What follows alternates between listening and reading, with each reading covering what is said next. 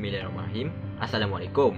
Pertama sekali, saya ingin mengucapkan ribuan terima kasih kepada pihak Tuan kerana sudi menerima saya sebagai calon temuduga untuk syarikat Tuan pada hari ini.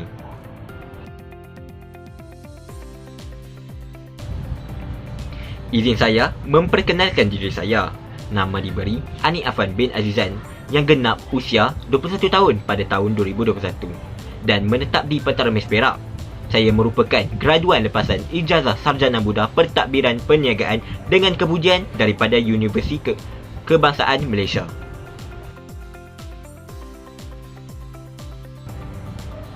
Pertama sekali, salah satu sebab saya memohon untuk bekerja dengan syarikat Tuan ialah kerana saya dapat melihat syarikat Tuan ini mempunyai reputasi dan daya saing yang tersendiri. Oleh kerana itu, saya nampak syarikat ini boleh mengembangkan lagi karier saya dari masa ke semasa. Hal ini dapat melihat diri saya sebagai pengurus ataupun manager di mana saya dapat mengaplikasikan kemahiran dan pengetahuan saya yang dipelajari untuk mempengaruhi orang sekeliling. Kekuatan saya ialah saya suka mencabar diri saya dalam melakukan perkara yang di luar jangkaan dan banyak yang akan gembira bekerja dengan saya kerana saya seorang yang ceria dan mampu bertoleransi dalam pelbagai pendapat. Kelemahan saya pula, saya sukar untuk mengatakan perkataan tidak dalam setiap pertolongan yang dipinta. Sebagai graduan baru, saya tidak meletakkan gaji sebagai keutamaan saya kerana saya merupakan graduan yang baru dan tidak mempunyai pengalaman. Tetapi, saya berharap saya mempunyai gaji yang berbaloi dengan status pekerjaan saya.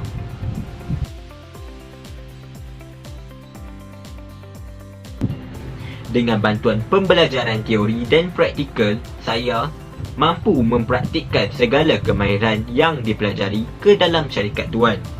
Saya seorang yang amat teliti dan menilai sesuatu masalah dengan bijak.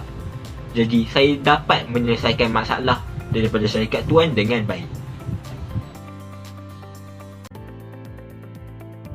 Kepakaran lain yang ada pada saya ialah saya mempunyai kemahiran komunikasi dengan baik. Jadi, Tuan tidak perlu risau untuk meletakkan saya dalam kerja berkumpulan. Saya juga mahir dalam aspek teknologi. Misalnya, saya mahir dalam menggunakan kebanyakan perisian di dalam komputer.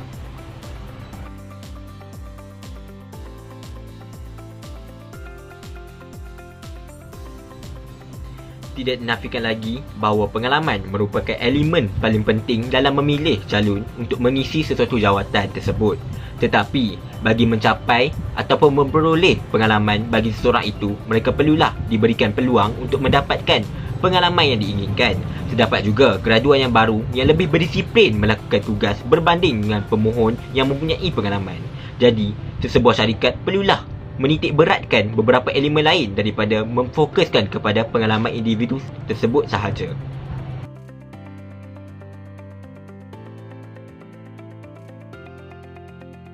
Memang tidak dapat dinafikan, memang masih terdapat banyak graduan yang menjadikan gaji sebagai fokus utama dalam pemilihan pekerjaan hari ini. Disebabkan itu, masih terdapat banyak berlaku pengangguran dalam kalangan graduan.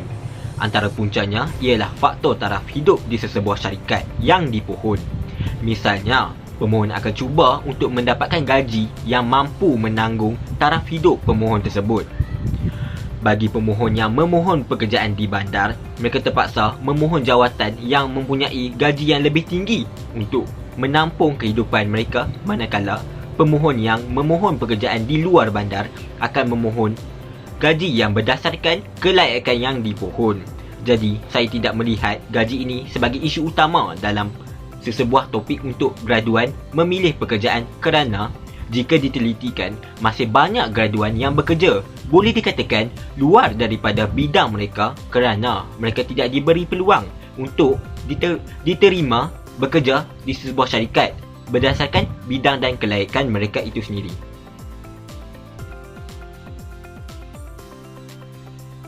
Saya mengucapkan ribuan terima kasih kepada pihak Tuan kerana sudi untuk memberi peluang untuk saya temuduga pada hari ini.